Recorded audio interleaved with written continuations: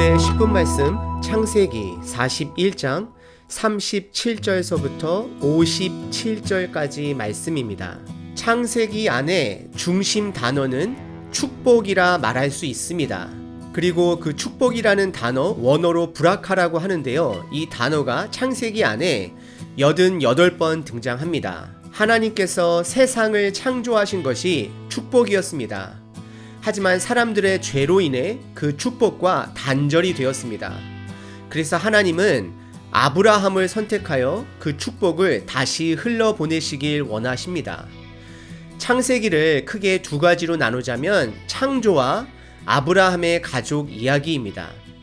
하나님은 아브라함 한 사람을 선택하여 아브라함을 저주하는 사람에게도 심판도 하시지만 궁극적인 목적은 축복인 것을 볼 수 있습니다. 축복이라는 것은 하나님의 좋은 것들이 드러나 여기저기로 흘러 넘치는 것입니다. 그러기 위해서는 하나님을 하나님으로 인정해야 합니다. 왜냐하면 그것을 인정한 하나님의 사람들을 통해 축복하시기 때문입니다. 결국 하나님은 이 땅에 하나님의 사람들을 모아 하늘나라 백성을 만들어 가시고 그 민족들이 하나님의 뜻대로 살며 하늘나라를 이뤄가시길 원하십니다. 오늘 본문 이야기는 드디어 애굽의 바로왕이 노예의 신분인 요셉을 애굽 전역을 다스리는 총리로 세우는 이야기입니다. 오늘 본문은 하나님의 영을 가진 요셉 한 사람을 통해 하늘나라가 이 땅에 세워져 가는 모습을 보여줍니다. 하늘나라가 세워지기 위해서는 두 가지 일이 반드시 따릅니다. 고난과 회복입니다. 그 이유는 하늘나라와 세상나라가 공존하고 그것이 충돌하기 때문입니다. 당연히 하나님의 최종 심판 이후에는 하나님의 나라와 그렇지 않은 나라가 분명히 나눠지게 될 것입니다. 하지만 지금은 두 나라가 공존하고 있습니다. 그래서 예수님께서 하늘나라를 선포하셨을 때 따르는 사람들과 핍박하는 사람들로 나눠지게 되는 것도 봅니다. 예수님의 개인의 삶도 죽음과 부활이 있으셨습니다. 오늘 본문을 통해 하나님의 사람 요셉을 통해 하늘나라가 어떻게 드러나는지 함께 살펴보겠습니다. 오늘 본문의 주제는 하늘나라가 임할 때입니다. 하늘나라가 믿는 자들을 통해 이 땅에 임할 때 분명히 따라오는 것이 두 가지가 있습니다. 하나는 고난이고 두 번째는 축복입니다. 그리고 오늘 본문 37절서부터 45절을 보시면 하늘나라의 진가를 알아본 바로 왕은 요셉을 탐내기 시작합니다. 그리고 하나님은 그를 통해 큰 축복의 계획과 요셉을 향한 개인의 축복을 보여주십니다. 37절에 바로와 그의 신하들이 요셉의 꿈 해석뿐만 아니라 대안까지 조언하는 요셉을 보고 그리고 요셉과 함께하는 하나님을 보고 그들은 요셉을 통해 흘러넘치는 하나님의 축복을 인지하고 좋게 여깁니다. 37절에 바로와 그의 모든 신하가 이 일을 좋게 여긴지라. 그리고 38절서부터 바로의 행동은 요셉의 그동안 13년간의 노예와 감옥 생활을 했던 고난의 시간을 급하게 바꿉니다. 38절에서는 바로가 신하들에게 공개 석상에서 요셉을 통해 드러난 하나님의 지혜를 인지하고 다음과 같이 고백하며 요셉을 인정하는 것을 보게 됩니다. 38절입니다. 바로가 그의 신하들에게 이르되 이와 같이 하나님의 영에 감동된 사람을 우리가 어찌 찾을 수 있으리요? 요셉과 같은 사람은 찾을 수 없다라고 고백하고 있습니다.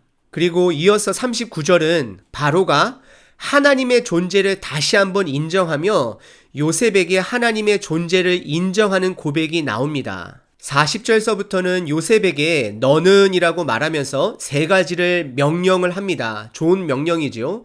첫 번째는 내 집을 다스리라. 결국 바로가 주인인 집, 그 나라를 다스리라고 말하고 있습니다. 두 번째, 공식적으로 총리로 임명합니다. 정말 빠른 임명이지요. 그리고 세 번째, 거기에 상응하는 상징적 물건 4가지를 줍니다. 그 물건들은요, 첫 번째, 왕의 이름으로 된 문서를 검증할 권한을 받은 자들이 받는 반지. 두 번째는요, 고위 관직을 상징하는 세마포 옷. 세 번째는요, 부의 상징인 금사슬 목걸이. 근데 여기서 왜 금목걸이가 아니라 사슬이라고 표현했는지 여러분들 아시겠죠? 네 번째, 애굽 나라의 2인자 상징인 버금 수레입니다. 지금으로 말하자면 대통령들이 타고 다니는 방탄 같은 차, 세상에 몇 대 없는 차, 그런 차들이겠지요. 여기까지만 보더라도 바로왕이 하나님의 영을 가진 요셉을 얼마나 탐을 냈으면 그동안 13년이라는 시간이 무색할 정도로 하루아침에 요셉을 국무총리로 만드는 장면을 성경은 말하고 있습니다. 하늘나라가 임할 때 세상 사람들이 우리를 향하여, 믿는 사람들을 향하여 핍박할 때도 있지만 축복의 때도 있다라는 것입니다.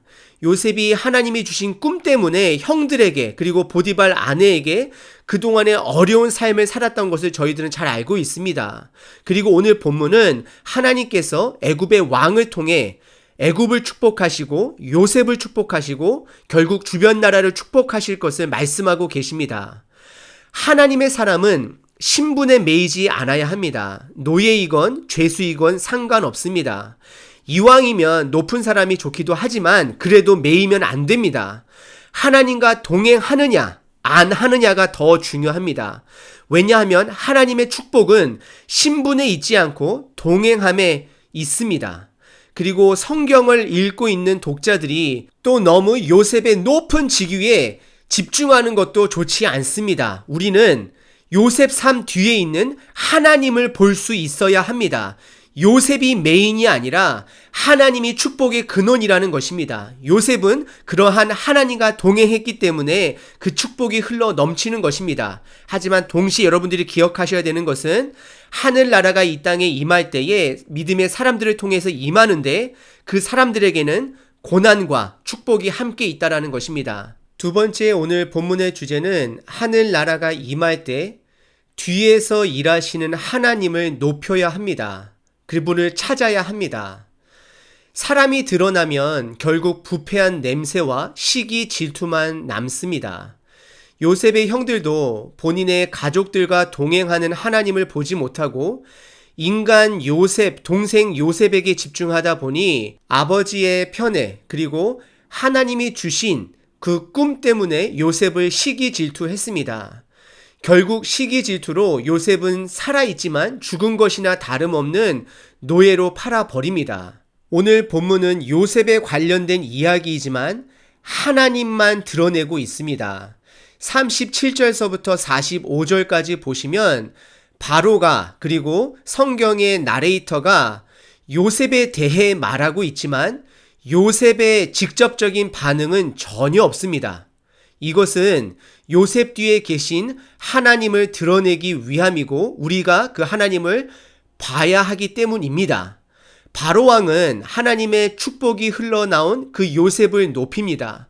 그리고 그 안에 있는 하나님을 인지하기 시작합니다. 그래서 바로왕은 고대 애굽 당시 관례대로 요셉에게 이집트의 이름 45절에 부여하는 내용이 나옵니다. 그의 이름은 사브나 바네아입니다. 이름의 뜻은 신이 말씀하시고 살아계시다입니다. 이름에서 드러나다시피 요셉의 이름을 통해 바로가 요셉을 통해 함께 하시는 하나님을 인정하는 것입니다.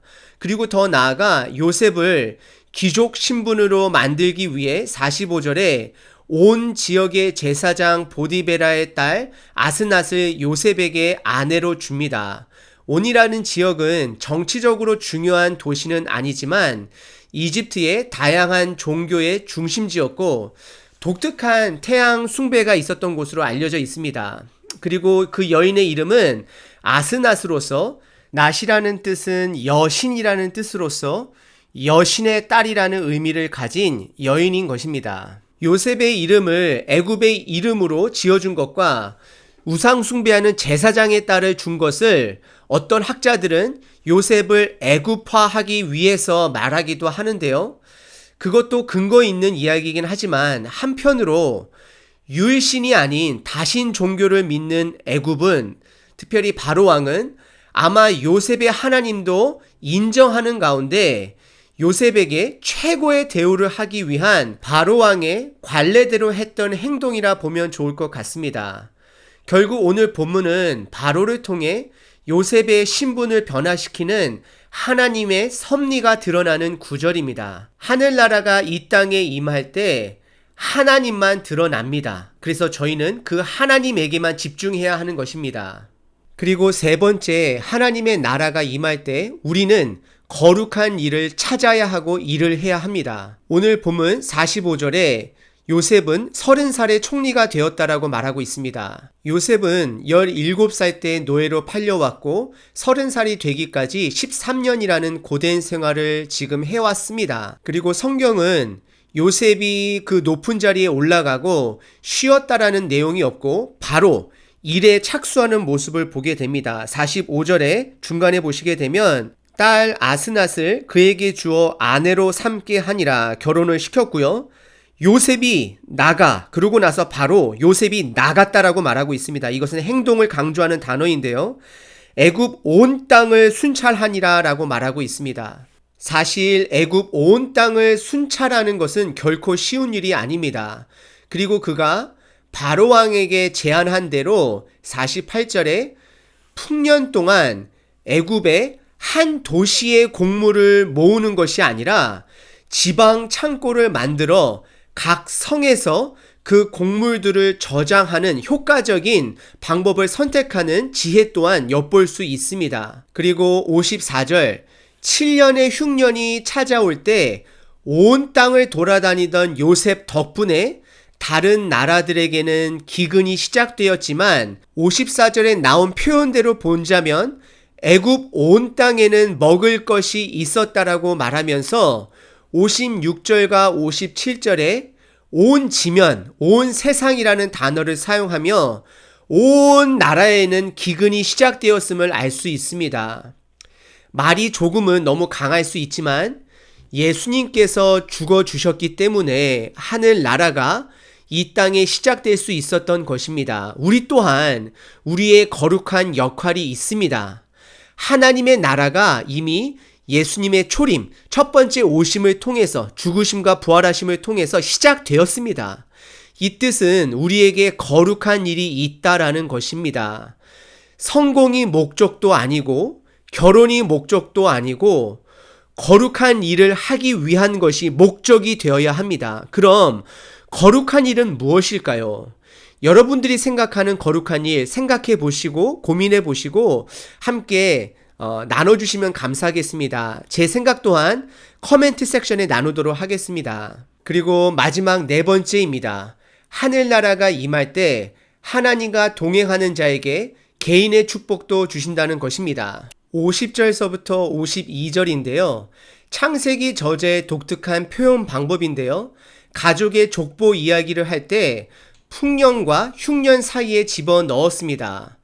요셉이 아스낫을 통해 두 남자아이를 낳았다라고 성경은 말하고 여기서 집중해야 될 점은 요셉이 본인들의 자식 이름을 애굽의 이름이 아닌 히브리 언어로 지어주었다라는 것입니다. 첫째 아들은 므낫세, 그리고 둘째 아들은 에브라임입니다.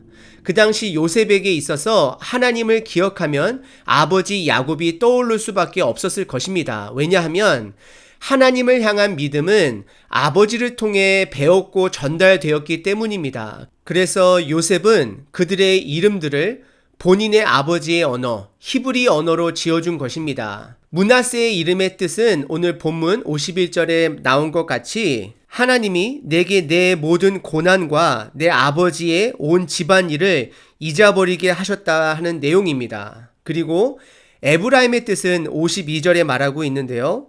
수고한 땅에서 번성하게 하셨다입니다. 요셉은 하나님이 본인에게 부어주신 축복을 두 아이의 이름을 통해 드러내고 있습니다. 그 고난의 시간을 지나가게 해주신 하나님을 떠올리는 이름 므낫세, 그리고 번성시켜 주시는 하나님을 기억하는 이름 에브라임, 하지만 어떤 학자들은 므낫세의 이름을 가지고 부정적인 뜻으로 바라보는 견해도 있습니다. 예를 들어서요, 지긋지긋했던 그 고난의 시간을 다시는 떠올리고 싶지 않아 그런 아픔이 담겨있는 이름 13년을 내가 기억하지 않겠다라는 뜻, 즉 부정적인 뜻이라고 하지만 저는 개인적으로 여러 가지 상황을 봤을 때 좋은 뜻으로 여겨집니다. 그 어려움을 지나가게 해주신 하나님께 감사함을 떠올리며 지은 이름 13년을 기억하고 감사하겠다라는 뜻입니다. 다시 말씀드리면 그 부정적인 13년을 기억하지 않겠다가 아니라 그 고난의 13년을 기억하고 현재에 감사하겠다라는 뜻입니다. 하늘나라가 임할 때 하나님의 주권을 믿고 사는 자들에게는 그들의 개인의 축복도 하나님께서 더해 주실 것입니다. 오늘 하루도 여러분들의 믿음의 삶을 통해, 즉 여러분들의 고난과 축복을 통해 하나님의 나라가 조금씩 드러나는 저와 여러분 되시길 바랍니다.